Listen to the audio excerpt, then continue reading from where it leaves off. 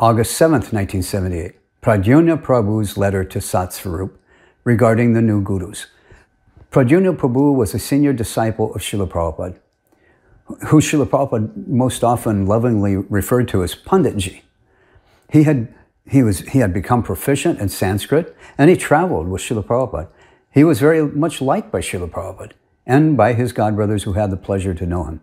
Srila Prabhupada had instructed that if he should leave this world before he completed the translating the Srimad Bhagavatam, he had authorized Pradyumna Prabhu to complete his work.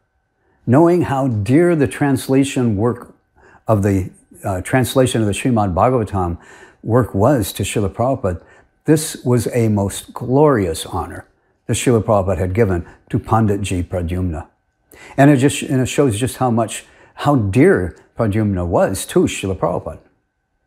As the GBC established their multi-guru system, the new gurus began to accept worship on the level that had previously only been given to Srila Prabhupada.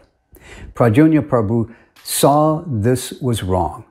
Out of concern, he wrote Satsvarup a respectful letter wherein he expressed his disagreement with the path the GBC had taken regarding the gurus.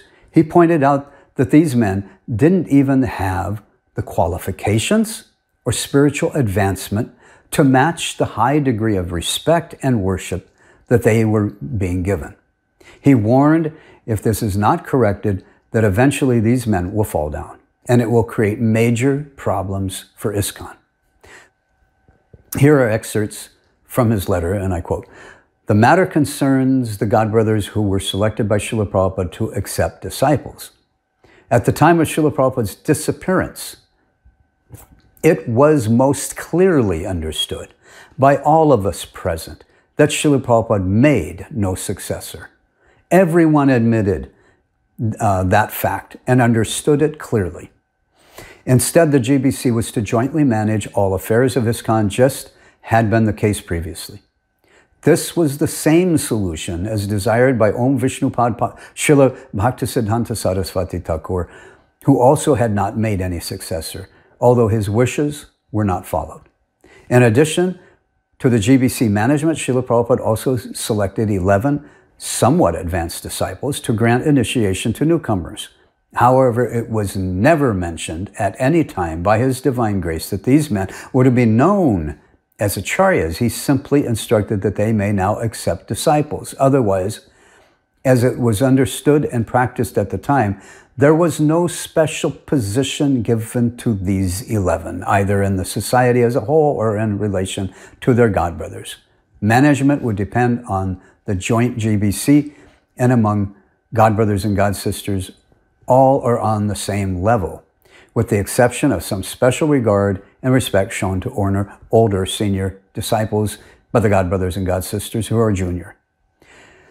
End of quote. Pradyumna says that everyone understood it at the time, after Prabhupada's disappearance, that everyone, meaning those around Srila Prabhupada, the GBC members, they all understood at the time, according to him, that Srila Prabhupada had not appointed anyone as his successor. He had only appointed 11 Ritviks, actually. Pradyumna says that Srila Prabhupada said they were to initiate their own disciples or initiate disciples, but as we've shown, the source of that idea came from the erroneous, mistaken, and misleading GBC report of the May 28th meetings. Pradyumna didn't attend the May 28th meeting, and so, like the other GBC members, that erroneous report was the only basis for that idea. For that reason, I disagree with that assessment made by Pradyumna that they were to initiate their own disciples, but he points out that the GBC had understood that there was to be no special position given to those 11, either in the society as a whole or in relation to their own godbrothers. That is an interesting insight. However, another aspect that I disagree with in his use of the word acharya, he uses it as being something different or higher than that of a guru who gives initiation. Prabhupada had used the word guru and acharya one and the same. Later in the letter, Pradyumna wrote, "Maharaj, after very much consideration and consultation, and also confirmation by older members of our sampradaya, I am writing to you to see if you can rectify the present situation. Many of us here, older God brothers, are very concerned in two ways. One, that the 11 gurus, having not been appointed to the position of Acharya, and for which they are unqualified both by A, insufficient knowledge of the Shastra, and B, the incomplete realization of Krishna consciousness, are accepting worship on that level. And this may lead to anomalies in the society and personally because of lack of complete detachment and Atmajan to a buildup of pride and subsequent fall down. And two, that the united society ISKCON, because of illegal division and control by a few members instead of by the joint GBC, will become broken up in separate societies and the unified preaching effort very much hindered. Hoping for your immediate attention and kind reply. Pradyumna, and then signed by Pradyumna. Pradyumna, that was the end of the letter. So Pradyumna Prabhu was not at all disrespectful. He was a very sincere devotee, intelligent. He was more intellectual than the GBC members. Srila Prabhupada didn't lovingly call him Panditji for no reason.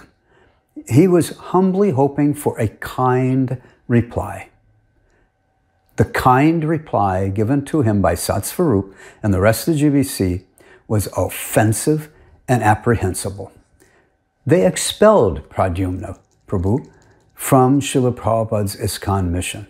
The GBC considered his letter a threat to them, to their multi-guru system. They took his good advice as being nothing but an outright offense. After all, they had been appointed by Srila Prabhupada to be gurus. Poor Pradyumna was not. To be guru, you must be on the highest Mahabhagavat platform. And yet Pradyumna said that they were unqualified by both their insufficient knowledge of Shastra and their incomplete realization of Krishna consciousness. These new gurus considered themselves above reproach. How dare Pradyumna insult them in this way? How dare he call them, the gurus who Prabhupada had ordained as gurus, how dare he call them unqualified? You know, Pradyumna had humbly requested for their kind reply, and they responded by kindly kicking him out of his spiritual master's mission. No way were these gurus going to tolerate such insubordination, such offensive, demeaning attacks against them. Yet Srila Prabhupada loved Pradyumna very much. He had bestowed upon him the highly respected service of completing the translation work, his translation work of the Srimad Bhagavatam. Srila Prabhupada had said that of all his godbrothers, only Srila Sridhar Maharaj was qualified to translate Srimad Bhagavatam. And here, of all his disciples, Srila Prabhupada had only authorized Pradyumna to complete this most elevated service on his behalf. Later, after Pradyumna was kicked out, the GBC authorized, one of the new acharyas, Hridayananda, to complete the work of the translation of the Srimad Bhagavatam. Many of Srila Prabhupada's disciples, myself included, have never been happy with this. We don't accept Hridayananda's translations as being authorized or being pleasing to Srila Prabhupada. We find them to be tainted with the cruel way the GBC wrongly mistreated the one and only person he had authorized to do that service. I take this view not out of disrespect to Hridayananda, but out of respect for Pradyumna. This incident underscores just how fanatical, tyrannical, and abusive the gurus in GBC immediately became regarding this issue just after Srila Prabhupada's departure. Years later, after so many of these new acharyas fell down, finally, in 1999, 21 years later, after he wrote the letter, the GBC wrote a letter of apology to Pradyumna, asking for his forgiveness for having expelled him wrongly. But they didn't mention this glorious service that they had taken away from him, or offer that he could also take that service back up again and create another authorized completion of the Srimad Bhagavatam translations. Another point about this is how this incident poured cold water on a lot of devotees who wanted to speak up and speak out about how the new guru, multi-guru path was totally wrong. But to do so would mean getting thrown out of Srila Prabhupada's mission. It would mean having your services taken away. It would mean losing the association of the Vaishnavas and being part of Prabhupada's mission. ISKCON's dark age had descended.